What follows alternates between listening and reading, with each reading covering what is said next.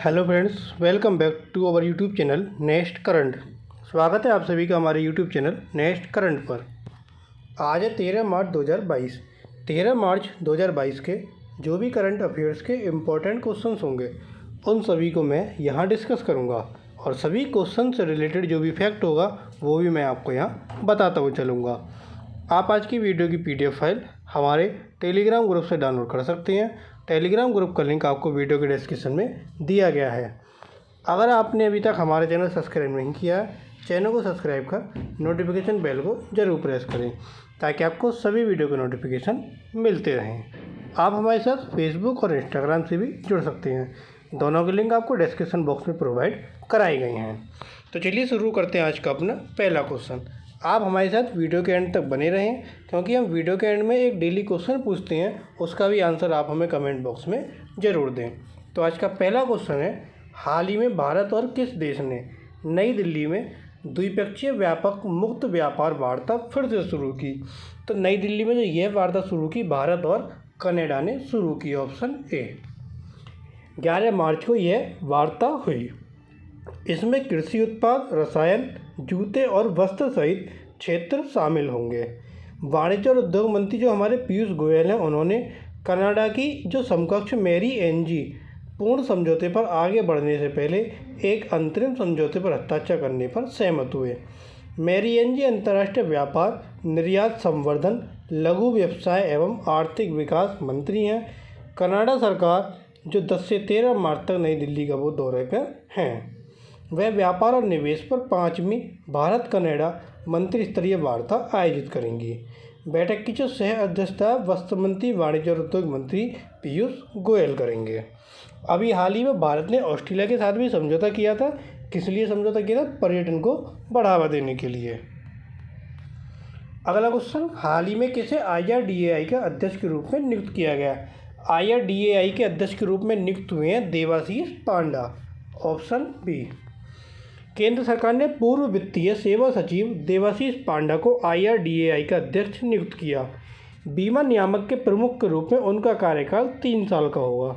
Uttar Pradesh cadre के 1987 batch के IAS अधिकारी देवाशीष पांडा 2 साल के कार्यकाल के बाद जनवरी 2022 में वित्तीय सेवा सचिव के रूप में सेवानिवृत्त हुए और अब वो IRDAI के अध्यक्ष नियुक्त हुए। अगला क्वेश्चन, हाल ही में किस बैंक ने NARCL में 2% हिस्सेदारी खरीदने का समझौता किया? तो यह समझौता किया पंजाब एंड सिंध बैंक ने। ऑप्शन सी।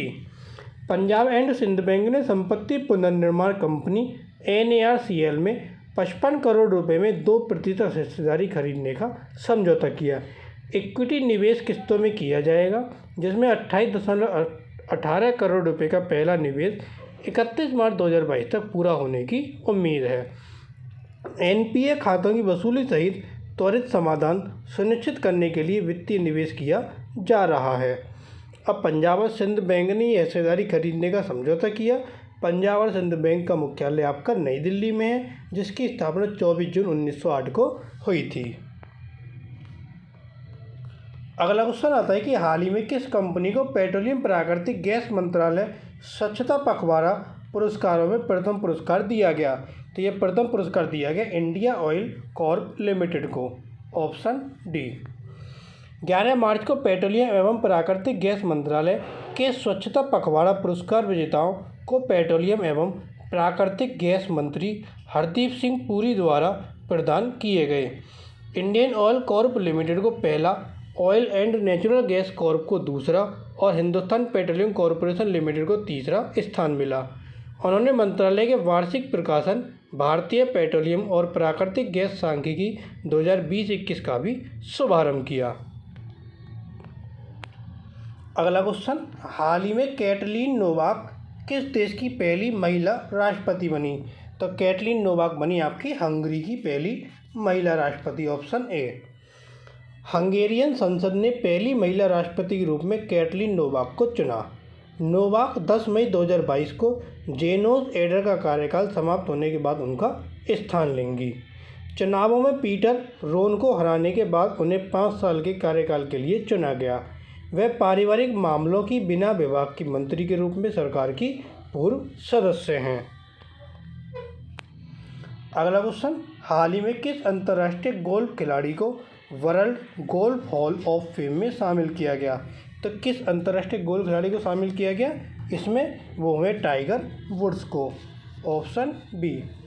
टाइगर वुड्स को औपचारिक रूप से मार्च 2022 में world golf hall of fame में शामिल किया गया। World golf hall of fame ने भी पहली बार 2 नए विशिष्ट सेवा पुरस्कार प्रदान किए।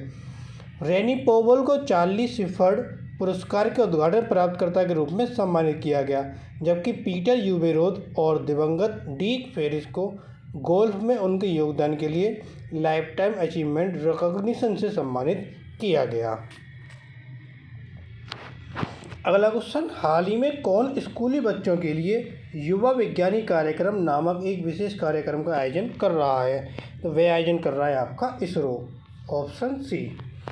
इसरो यानी कि इंडियन स्पेस रिसर्च ऑर्गेनाइजेशन सभी स्कूल बच्चों के लिए युवा विज्ञानी कार्यक्रम या युवा वैज्ञानिक कार्यक्रम नामक एक विशेष कार्यक्रम का आयोजन कर रहा है। कार्यक्रम का उद्देश्य देश भर में 150 छात्रों का चयन करना जो 1 मार्च 2022 तक कक्षा 9 में पढ़ रहे हैं। यह विशेष रूप से ग्रामीण क्षेत्र में युवा छात्रों को अंतरिक्ष प्रौद्योगिकी, अंतरिक्ष विज्ञान और अंतरिक्ष अनुप्रयोग पर बुनियादी ज्ञान प्रदान करेगा। अगला क्वेश्चन, हाल ही में किस राज्य के मुख्यमंत्री ने इस्तीफा दे दिया? तो इस्तीफा दिया गोवा के मुख्यमंत्री ने। Option D. गोवा के मुख्यमंत्री कौन है? प्रमोद सावंत। इन्होंने 12 मार्च को राज्य में नई सरकार के गठन का मार्ग प्रशस्त करने के लिए अपने पद से इस्तीफा दे दिया। प्रमोद सावंत ने राजभवन में राज्यपाल PS श्रीधरन पिल्लई से मुलाकात की और अपना इस्तीफा सौंपा। उन्होंने 2019 से गोवा के 13वें मुख्यमंत्री के रूप में कार्य किया। प्रमोद सावंत गोवा विधानसभा में सक्वेलियन निर्वाचन क्षेत्र का प्रतिनिधित्व करते हैं। क्योंकि वो गोवा के मुख्यमंत्री थे और गोवा के राज्यपाल PS श्रीधरन पिल्लई थे, तो उन्होंने अपना इस्तीफा राज्यपाल को ही दिया था। गोवा की जो लोकसभा सीटें हैं वो 2 हैं और गोवा की राज्यसभा सीटें आपकी 1 है। अगला क्वेश्चन, हाल ही में सरकार ने रक्षा क्षेत्र में उद्योग के नेतृत्व वाले डिजाइन और विकास के लिए कितने प्रमुख प्लेटफॉर्म की पहचान की? तो सरकार ने यह पहचान की 18 प्लेटफॉर्म की। Option A. सरकार ने विभिन्न मार्गों के तहत रक्षा क्षेत्र के उद्योग के नेतृत्व वाले डिजाइन और विकास के लिए 18 प्रमुख प्लेटफॉर्म की पहचान की। मेक 1 श्रेणी के अंतर्गत अनुसंधान एवं विकास के उद्देश्य से 14 परियोजनाओं की पहचान की गई। स्पेशल पर्पज व्हील्स मॉडल श्रेणी के तहत 2 प्लेटफॉर्म अर्थात लंबी दूरी के मानव रहित हवाई वाहन और भारतीय बहुभूमिका वाले हेलीकॉप्टर की पहचान की गई। अगला क्वेश्चन, हाल ही में सुप्रीम कोर्ट ने किसे एक उच्चाधिकार प्राप्त समिति के अध्यक्ष के रूप में नियुक्त किया? तो सुप्रीम कोर्ट ने किसे नियुक्त किया? ये किया AK सीकरी को।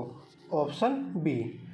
सुप्रीम कोर्ट ने अपने पूर्व न्यायाधीश AK सीकरी को एक उच्चाधिकार प्राप्त समिति के अध्यक्ष के रूप में नियुक्त किया। इस समिति का गठन पूरे हिमालयी घाटी पर 4 धाम महामार्ग विकास परियोजना के संचयी और स्वतंत्र प्रभाव पर विचार करने के लिए किया गया। सीकरी समिति के अध्यक्ष के रूप में प्रोफेसर रवि चोपड़ा की जगह लेंगे। अगला क्वेश्चन, हाल ही में किस राज्य ने राज्य में मछली उत्पादन बढ़ाने के लिए नाबार्ड के साथ समझौता किया? नाबार्ड क्या है? नाबार्ड ये आपका बैंक है जिसकी फुल फॉर्म है national bank for agriculture and rural development. इसके साथ समझौता किया उड़ीसा सरकार ने। Option C. किसके लिए समझौता किया? मछली उत्पादन को बढ़ाने के लिए और मत्स्य पालन बुनियादी ढांचे के निर्माण में यह समझौता हुआ। समर्पित मत्स्य पालन एवं एक्वाकल्चर इंफ्रास्ट्रक्चर डेवलपमेंट फंड समुद्री और अंतर्देशीय क्षेत्र में बुनियादी सुविधाओं के निर्माण में मदद करेगा। यह राज्य के मछली उत्पादन को बढ़ाएगा और शुरुआत में 119.8 करोड़ रुपये की इसमें मंजूरी दी गई। उड़ीसा की राजधानी भुवनेश्वर है। उड़ीसा की जिलों की संख्या 30 है। उड़ीसा की लोकसभा सीटें 21 हैं और राज्यसभा सीटें 10 हैं। अगला क्वेश्चन, हाल ही में कौन सा राज्य $1 ट्रिलियन की अर्थव्यवस्था वाला भारत का पहला राज्य बनने जा रहा है? तो वह राज्य है आपका Maharashtra. Option D. Maharashtra $1 trillion की अर्थव्यवस्था वाला भारत का पहला राज्य बनने जा रहा है। यह जानकारी महाराष्ट्र के उप मुख्यमंत्री अजीत पवार ने मार्च में 2022-23 के लिए राज्य का बजट पेश करते हुए दी। वित्तीय वर्ष 2022-23 के लिए राज्य की राजस्व प्राप्तियाँ 4,03,427 करोड़ रुपये आंकी गई। महाराष्ट्र कृषि निर्यात नीति बनाने वाला पहला राज्य बन गया। तो ये थे आपके आज के करंट अफेयर्स के इम्पोर्टेंट क्वेश्चन। अब आता है क्वेश्चन ऑफ द टुडे। आज का प्रश्न है, इस प्रश्न का आंसर आपको हमें कमेंट बॉक्स में देना है। और वह प्रश्न है कि हाल ही में इसरो के अनुसार किसे चंद्रमा के विरल एक्सोस्फीयर में आर्गन 40 के वितरण का अपनी तरह का पहला परीक्षण किया। तो ये परीक्षण किसने किया? 4 ऑप्शन आपको यहाँ पर दिए गए हैं। और जो क्वेश्चन हमने कल पूछा था कि हाल ही में बेलग्रेड इंडोर मीटिंग में 6.19 मीटर क्लियरेंस के साथ किसने अपना विश्व पोल वॉल्ट रिकॉर्ड तोड़ा? तो वह रिकॉर्ड तोड़ा मोंडो डुप्लांटिस ने, ऑप्शन डी। ये थे आपके आज के करंट अफेयर्स के इंपॉर्टेंट क्वेश्चन। आपको वीडियो पसंद आए, वीडियो को लाइक, कमेंट और शेयर करना ना भूलें। साथ ही साथ चैनल को सब्सक्राइब कर नोटिफिकेशन बेल जरूर प्रेस करें ताकि आपको सभी वीडियो के नोटिफिकेशन मिलते रहें। Thank you.